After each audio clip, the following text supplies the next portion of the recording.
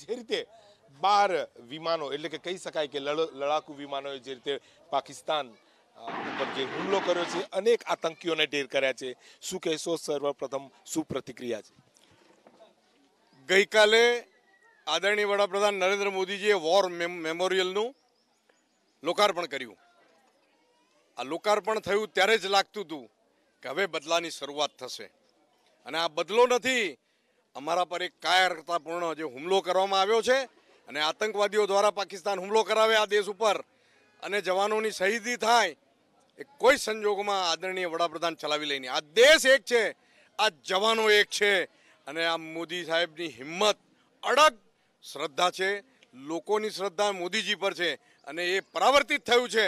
અને સામાન્ય રીતે કહેવાય છે વૈજ્ઞાનિક નિયમ મુજબ કે આઘાત અને પ્રત્યાઘાત સરખા હોય છે, પણ અહીં આઘાત કરવામાં આવ્યો છે, 10 ગણો પ્રત્યાઘાત એમની સામે થવાનો છે અને થઈ રહ્યો છે.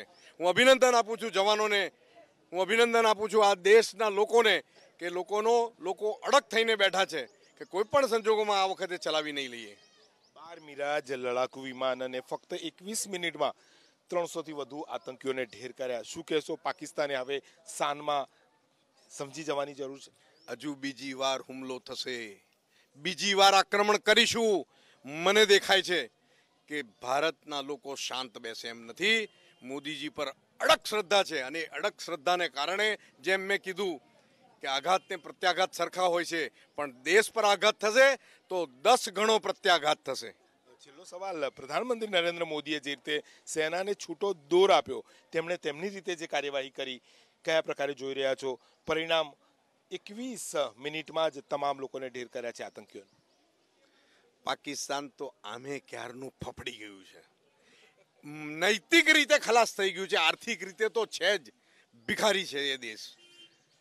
પણ જો કોઈ પગલાં ન લેવાય તો આ દેશ, આ જવાનોનો જે જોશ અને જુસ્સો છે એ નમાલો થાય. પરંતુ આ દેશે, આ જવાનોએ જોરદાર વળતો જવાબ આપ્યો છે જે જરૂરી હતો. આ હતા વિધાનસભાના અધ્યક્ષ રાજેન્દ્ર ત્રિવેદી. તેમનું સ્પષ્ટ કહેવું છે કે જે રીતે સેનાએ, વાયુસેનાએ હુમલો કર્યો છે, જે 21 મિનિટની કાર્યવાહીમાં 300થી વધુ આતંકીઓને ઢેર કરે છે, પાકિસ્તાને શાનમાં સમજી જવાની જરૂર છે, નહીં તો વધુ હુમલા થઈ શકે છે. કેમેરામેન પરેશ ધોળકિયા સાથે લોરેન્સ પરમાર, એબીપી અસ્મિતા, વડોદરા.